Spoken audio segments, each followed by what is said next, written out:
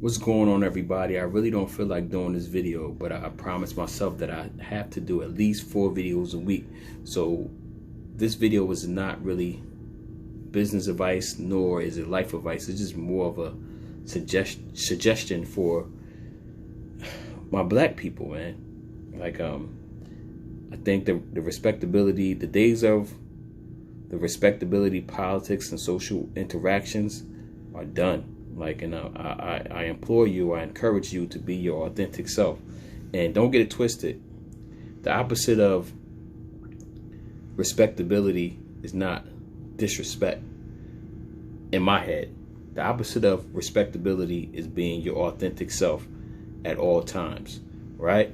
So I'm not telling you to go into your office and have a Dave Chappelle when keeping it real goes wrong moment and you start reciting Ice Cube lyrics from Death Certificate. I'm not telling you to do that. I'm not telling you to get rid of your interview voice overnight. I'm not telling you to walk in the office and become automatically comfortable with killing the chicken and the watermelon in front of your white peers. That's not what I'm suggesting right now. What I'm suggesting is that you really embrace who you are, because these last 4 years, socially and politically, has shown us that this respectability thing is in our head, like, and I'm sure it has worked for some people, but just seeing this, I stopped watching the videos, man. But like, we asked for the cameras, and we get in the cameras, and it's still like these questions are, with the exception of George Floyd, it was always, but what'd he do now? Why didn't he comply? And you know, as soon as something happens, they run down everything you ever did wrong. Well, in the 8th grade, he stole 2 lifesavers. Like, it's like, bro, like, I really am at a loss for words. And I guess it's easy for me to say because I have, you know, degrees and I have a career, profession and all that. But I really think that, you know, as a people, we got to embrace who we are, whoever that is. Like, and I'm not saying, because we're not a monolithic people. So I'm not saying we all have to have the same views, beliefs and all that. So part of accepting that may be you think that if you do such and such and you use proper English and you bring your voice, you know, a couple octaves higher, that is going to get you in places that it normally wouldn't get you in. But what I'm saying is that I don't really believe that's the case. And if that's your authentic self, be that too. I'm not limiting blackness to one particular lane. What I'm saying is that if you haven't learned anything over the last 4 years, right?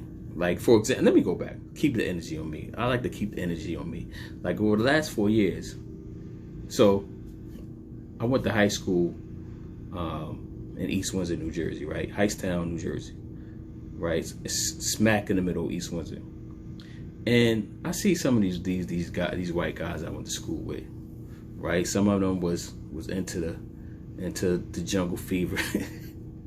I'm aging myself, right? Some of y'all don't even know what that mean. If you're young enough, they were into swirling, I guess y'all call it, right?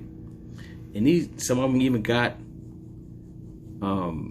kids by black women, and they go so hard for Trump, man, like so hard for Trump. And it's like, I'm lost for words, man, because like, if seeing that, like seeing somebody that was so close to blackness in the hip hop sense, right? And this is more than one person, but I mean, I could name names, but I'm not gonna name names because Jesus told me, I prayed to black Jesus, and he said, don't name names, but they know who they are. You know, so close to blackness, dating black women, you know, hanging with black dudes and doing all the quote unquote black shit, and to see how like entrenched they are into like supporting Trump is really just like, and like I said, having kids with black women, and just seeing like how like pro-Trump they are is really like disheartening to me. You know what I'm saying? And I'm not saying that you can't be a Republican, because I know these dudes weren't Republicans before. I know that for a fact. So what I'm saying is they are so into Trump, and that they can't see that his racist rhetoric. They always have an excuse. They always have like a but for. They all got a what about. And it's just man, it's just sad, man. And it's like, I feel like, you know, I think I try to be as close to reality as possible. And I feel like if they are on that wave, then really you gotta always have your spidey senses going, because man, I don't like, if they could have, you know, be quote unquote hip hop, hang out with black dudes, have kids with black women, and still be on this, you know, Trump and spitting racist rhetoric, and in New Jersey, like, I can't imagine like what the rest of the U.S. is going through, man. And it's just like, you know, so I just implore you, like, just to be your authentic self, and who likes you likes you. If they don't, they don't. And like I said, it may be easy for me to say that because, you know, I have a career and I have options, but like, please get as close to being authentic, for the lack of a better term. And you know, I know it sounds cliche now, but please get it close to being your authentic self, because, you know, this respectability thing is like, it's trash, man. Like, the days of respectability are over, man. It's like, if you ain't get that from the last 4 years, regardless of what happened on election day, if you ain't get that from the last 4 years, man, like, power to you, man.